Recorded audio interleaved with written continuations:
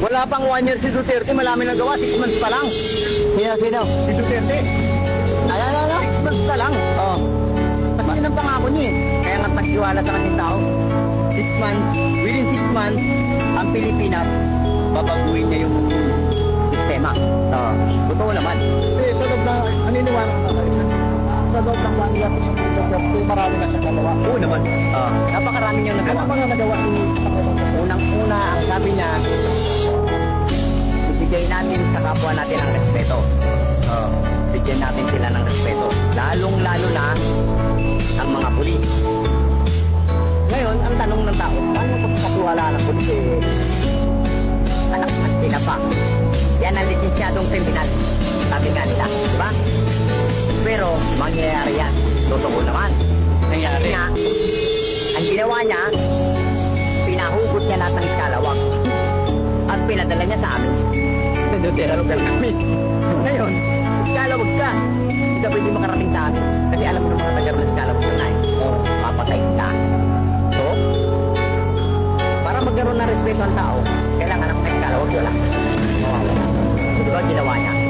So, nagkaroon uli ng respeto ang tao sa pulis. Kasi nga, siyempre, sinala niya natin. Panahon ni Digong. Oo. So, nandun tayong may mga puntong hindi natin malalahat. Diba? Hindi natin malalahat. Pero, disimulado sa ngayon. Sa ngayon ha, disimulado. Pwede mong respeto ko. Katulad ng araw, mga panahon. Pero ngayon, pare, utang ina dati hindi ako sumasagot sa pulis. Ngayon, pag dumata ng pulis, nakita ko yung enforcement. Kasi nga, naranasan din nila kung ano naranasan ng ibigyan. Diba? Pero habang patagal ang pamumuno ni Bongbong Marcos, ano yung nararamdaman mo? Ano yung nakikita mo? May improvement ba or ano what? Ano yung pagkakaiba ng panahon ni Digong? Ang laki ng pinagkaiba.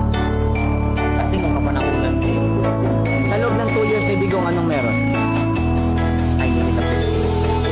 Nagkaroon ng takot ang takot.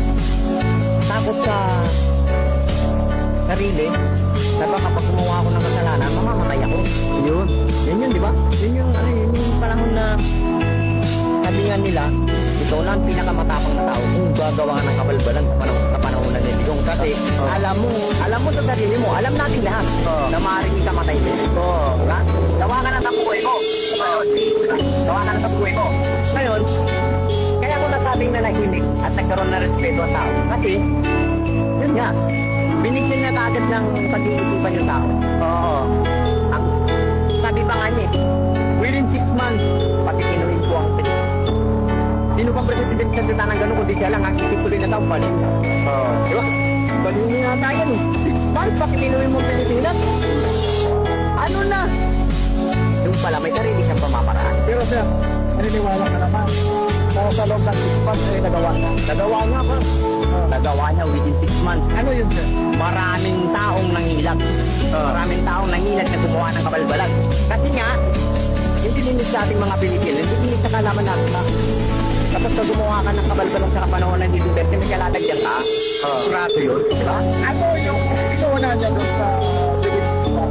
Ang inuna niya, sir, yung mga kababayan niya kagad, yung mga butante, yung kagad ang inuna niya, di ba? Hindi pa sir, ang inuuna niya yung mga ipagin, yung limang mga generals. Dito muna nga, yung mga kababayan mo na niya inuna niya, kung anong problema. Di ba? Kasi nga, nararamdaman niya, walang respeto ang tao sa sundalo, sa pulis, sa... Di ba? Nasa gobyerno, wala silang respeto. Dati. Ibig sabihin sir, pinalit niya yung respeto. Oo. Yung kagad ang una niyang ginawa, kailangan magkaroon ng respeto ang tao sa kapulisan, kasundaluhan, para kahit pa paano, matutok nilang mag-open ng problema. Di ba? Nagkaroon pa nga ng matalastas. Isumbong mo kay mamang pulis. Kami nang bahala. Di ba? Ngayon, ito sistemang yun, nagawa niya ng paraan ng ganong bagay. Kahit matataas na opisyal, nilalatak niya, wala nang pakialam. Di ba? Samantalang maaari niyang ikapahamak. Pero ginawa niya ng paraan. Ginawa niya ng paraan kung paano maging ganun ang sistema sa pamamalakad niya, sumunod. Para nang sa ganun ang Pilipino, magkaroon uli ng pag-asa. Panahon ngayon ni Marcos, ano nakikita mo? Sa ngayon, sir. Sa kanyang ngayon mag 2 years na siya. Gusto ko lang, sir. Sa ngayon, ha? Kasi, para sa akin na nga, sa mga katulad naming kasalagsakan at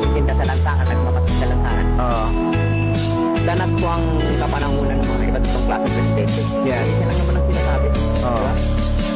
Kaya sa tumakbong presidente para tulungan ang Pilipino. Yes.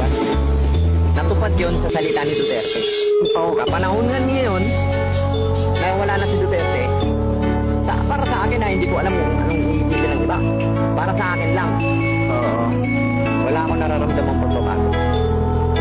Bumalik na sa dati. Bumalik sa panahon ng... Kapanahonan ng ibang presidente. Hindi kay Duterte. Diba? Bumalik na sa dating kalakaran ng Pilipinas.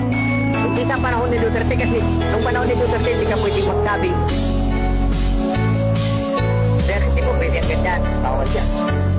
Sikat pa. So ngayon, bumalik mo sa ganong klase ng sikat. So maniwala ka sa hindi. Nakaupo ko dito mag-aabot. Yan lang sa may gilid. Napapansin ko may nag-aabot na. Oo. Alam ka naman sabihin mong hindi na doon. Diba? Tampay ako na may higa. Alam mo ka.